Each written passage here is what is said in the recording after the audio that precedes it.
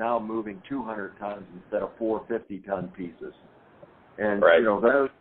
That's the type of experience that can really take a project from, a ho-hum margin to, something really outstanding, because you're looking, the same thing, in civil projects on moving dirt. It sounds pretty basic, moving dirt and, trucking it in and bringing aggregates and cement and concrete in. But, the kind of schemes that you come up with there can really lend itself to productivity or cost overrun. So, right. The other area that, from the technology hey, side.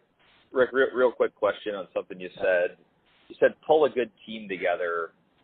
Does that mean, I guess, a mix of, internal employees and subcontractors? So essentially, building relationships with subs, I would imagine, pays dividends versus the classical, squeeze every ounce of time out of them for the least amount of cost, which can be somewhat antagonistic. Yeah, and listening to your subs, we used a lot of structural steel detailing and erection companies, and they would, they may not be the low bidder, but they would come back to us and say, if we detail this steel differently, it's going to go together better in the field. It might end up being less weight, which is less cost. And also, we're going to erect it, and, we're going to save you money there. So, and it could be electrical subcontractor, HVAC, pick who you want. That if you have those kind of working relationships with them, that you're going to save money in the long run. Right.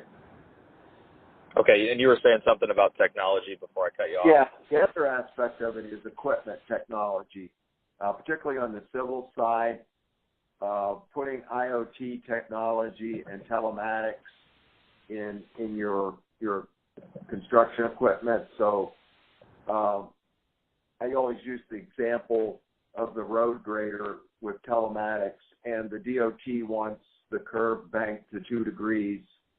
And we used to do it, with some skill by the operator. He'd do what he thought, and then we'd have to get an engineer out there and, remeasure it, and he'd say, okay, take a little more off here, add a little more there. Whereas now, the technology tied to BIM, the telematics, that equipment can get within a few millimeters of the design, with a minimal number of passes, because it's being guided by, the satellite as opposed to, humans.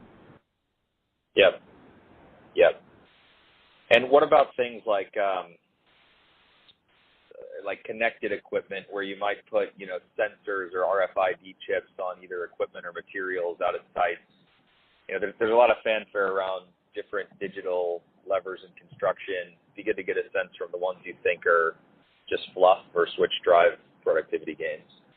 So we started putting RFID chips in terms of materials that were being fabricated off-site and then brought to a large construction project, and we would build a very sophisticated lay-down grid.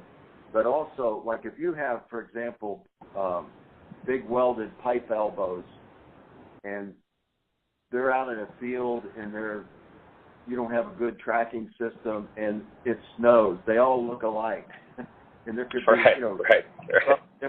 in the flange holing, drilling, the angles of them, and everything. So, just having good tracking and that being able to say, okay, this is the exact part that now we're finding it's going to go into this next connection, and that really increased productivity quite a bit. We did a lot of kitting, in the smaller areas like pipes, valves, and fittings together, so that when the foreman went to work the next day, everything was pooled within totes or plastic baggies or whatever was appropriate to the size of it, and he knew he had X number of them to put in, so he could hit the ground running. So those type of things, are